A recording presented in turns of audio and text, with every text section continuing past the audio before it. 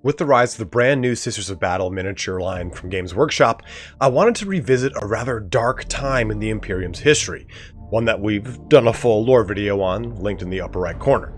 The Age of Apostasy is a pretty dire time, arguably the second great heresy behind the Horus heresy itself, in which the Imperium was, once more, torn asunder to serve one man's corrupted ambitions.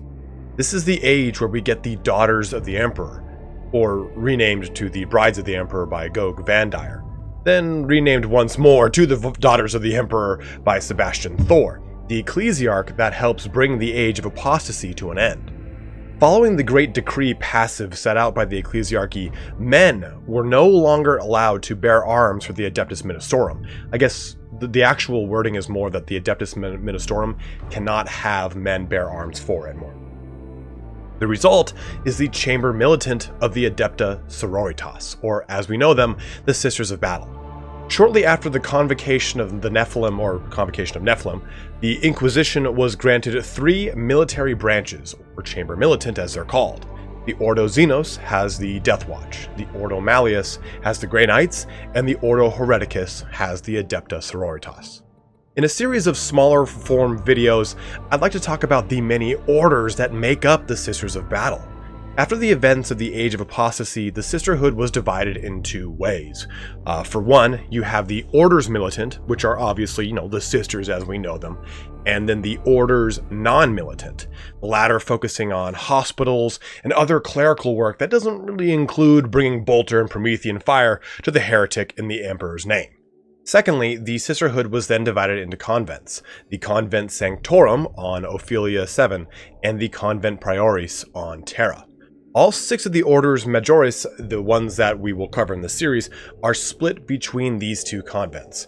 Bloody Rose, Valorous, and Martyred Lady hail from the Convent Sanctorum, and Sacred Rose, Even Chalice, and Argent Shroud hail from Convent Prioris.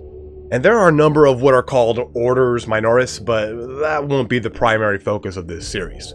So to start everything off, I feel like it's only fair to start with the Order of Our Martyred Lady, the Ultramarines of Sisters of Battle. This is the customary aesthetic and color scheme that we see the Sisters of Battle portrayed on through many of the artworks or versions of them throughout the lore. So let's go deep into the sorority of Delta Iota Kappa, the Order of Our Martyred Lady. And I apologize ahead of time if I sound a little funky, I am still getting over a cold. But most of the Orders Majoris are started by one of the original companions that accompanied Alicia Dominica to the Golden Throne in the waning hours of Gog Vandire's Reign of Blood. Given clarity from the Emperor himself, Dominica and her companions ended Gog's life, and thus the Age of Apostasy. Catherine Elysius went on to found the Order of the Fiery Heart. Catherine was Alicia Dominica's second-in-command and bore the Praesidium Protectiva. This was essentially a giant shield with a piece of the Emperor's own power armor within it, earning her the title Shield Bearer.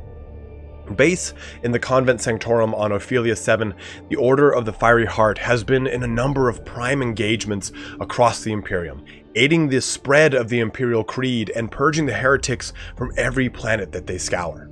Before we go into Canonesque Catherine, I think it's worth bringing up how important Ophelia 7 is.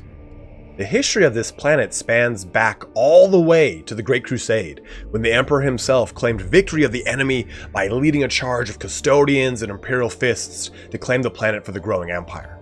And as the millennia passed and the Imperial Creed grew in popularity after the events of the Horus Heresy, the ecclesiarchy started to expand. And in the 36th millennium, Ophelia 7 became quite a popular place once more. The ecclesiarch Benedict IV, Roman numerals always confuse me, moved the entirety of the Adeptus Ministorum to the planet, hoping to distance it from the growing turmoil and corruption of the High Lords of Terra, as well as take advantage of the vastly discounted Bang energy drink prices. Okay, that last part isn't really true, but the planet itself boasted one of the richest economies in the entire Imperium, short of Mars and Terra. From there, a massive cardinal world was born, with thousands of square miles dedicated to grand, high Gothic imperial architecture praising the Emperor. By the end of Benedict's rule, the entire planet's resources were dedicated to venerating the God Emperor, with grand spires that even rivaled Holy Terra itself. Ophelia 7 would act as sort of a bastion for the ecclesiarchy in the many centuries to come across the 36th millennium, with power shifting back and forth between Terra and Ophelia, moving the heart of the ecclesiarchy back and forth multiple times. Sebastian Thor eventually decided to split the strength of both the Ministorum and the Adepta Sororitas between the two planets, ensuring that no one individual could control the might of the Sisterhood nor the Ministorum. Ophelia and Terra's convents would act as a check for one another as well, able to purge whichever one would become corrupt. And it is from this planet that the Order of the Fiery Heart arose. Catherine being Dominica's second in command, it just made the most sense, right? Alicia Dominica's Order of the Ebon Chalice was based out of Terra, so this split the power base evenly between the two worlds. The Order of the Fiery Heart was responsible for a number of campaigns across the Imperium.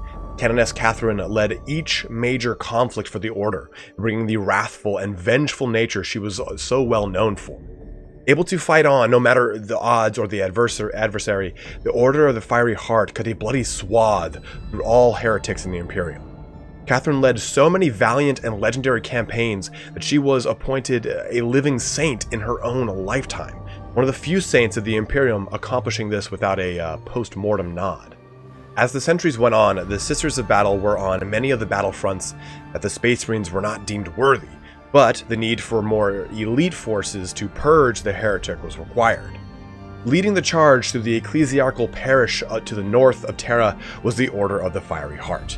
Unfortunately, as time would tell, each of the original companions of Alicia Dominica would fall in battle or be captured at the hands of heretics. Dominica herself was the first to be claimed in such a way, followed by Sylvana and Lucia, before finally Canoness Catherine herself would be murdered by the witch cult of Menestus.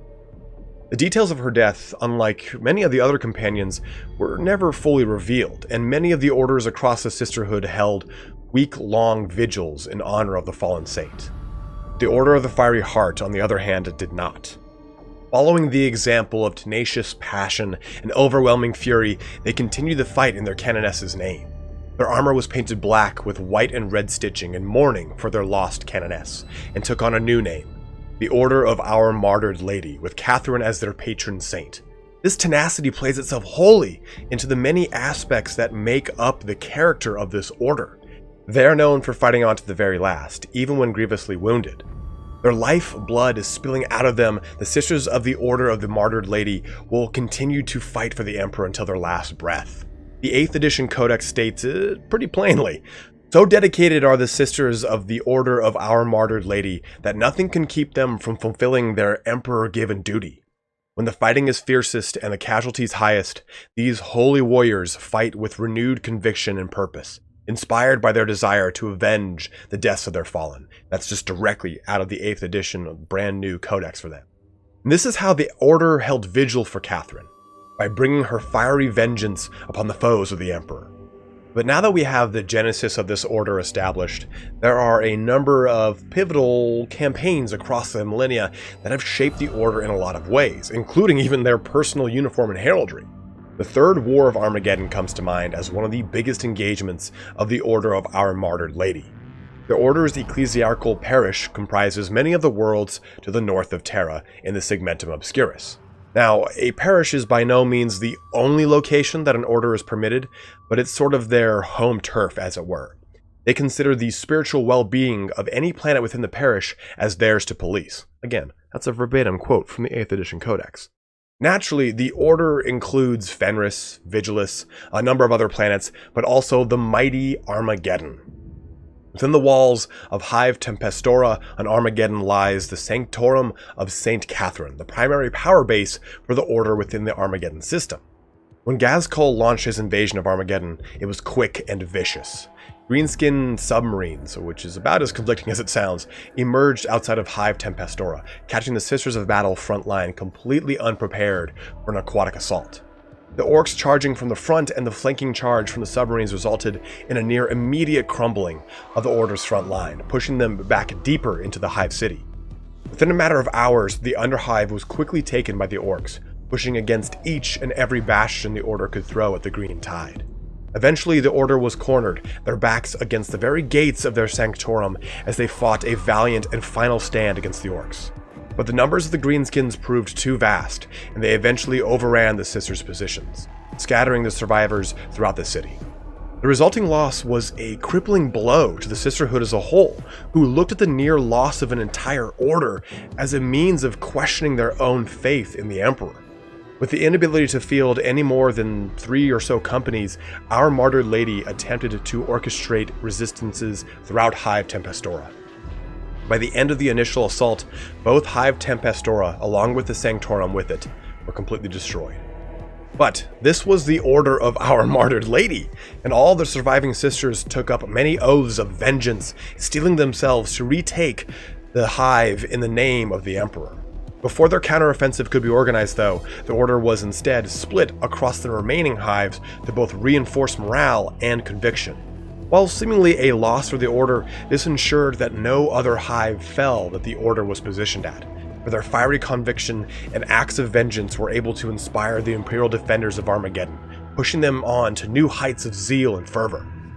As a result of this campaign, the uniforms of the Order of our Martyred Lady were forever changed.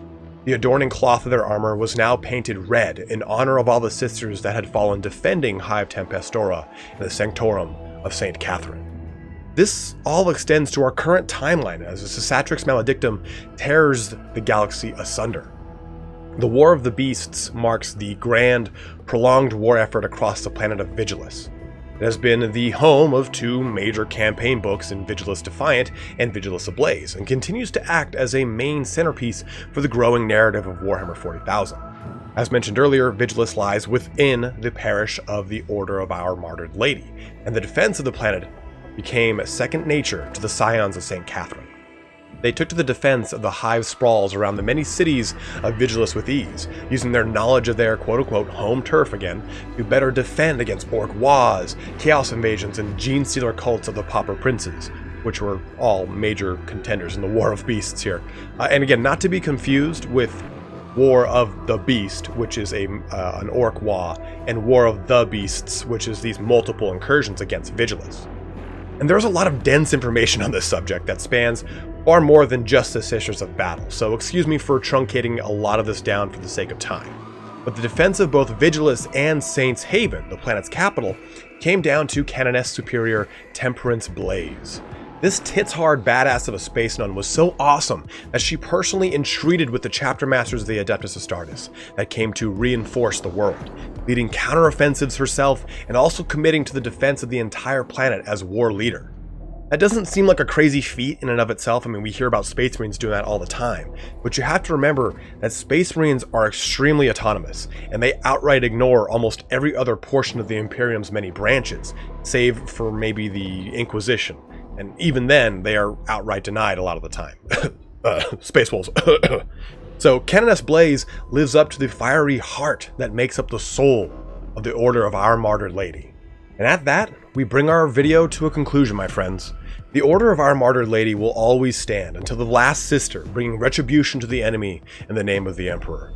The spirit of St. Catherine lives on wholly through the warrior nuns of this order, and their prosecution of war across the galaxy pays testament to the faith and tenacity that Catherine Elysia showed in the life under Alicia Dominica. And if you really take a look at the deep lore of our Martyred Lady, this is where we get Saint Celestine from. And Saint Celestine draws the ardent blade, the actual blade of Saint Catherine himself. So there is a lot of deep-seated lore with our Martyred Lady. Again, they are kind of like the Ultramarines of the Sisters of Battle. So really, when you think of the Sisters of Battle and you'll see any of them in any publication, any artwork, more often than not, you see our Martyred Lady. So hopefully you guys enjoyed this shorter form dive on the Adepta Sororitas. I figured with the new models around the corner and all the hype following them, it'd be fun to explore this subject. The sisters have this really awesome aesthetic that kind of pays homage to that late 80s steampunk high sci-fi fantasy look that we get from, say, Shadowrun. Those grittier and more cybernetic portrayals of humans in the future have always kind of colored my imagination as I watched my brothers play Shadowrun, or while I collected 2nd edition Warhammer 40,000. But let me know if there are any little snippets of knowledge you'd like to hear more about. I'll be doing a similar series on the Eldar Aspect Warriors, as we are kind of near the end of our Imperial Guard Regiment series with like a 2 or 3 more that I gotta dive into. But as always, guys, thank you so much for watching here today. Have a good one, and take care.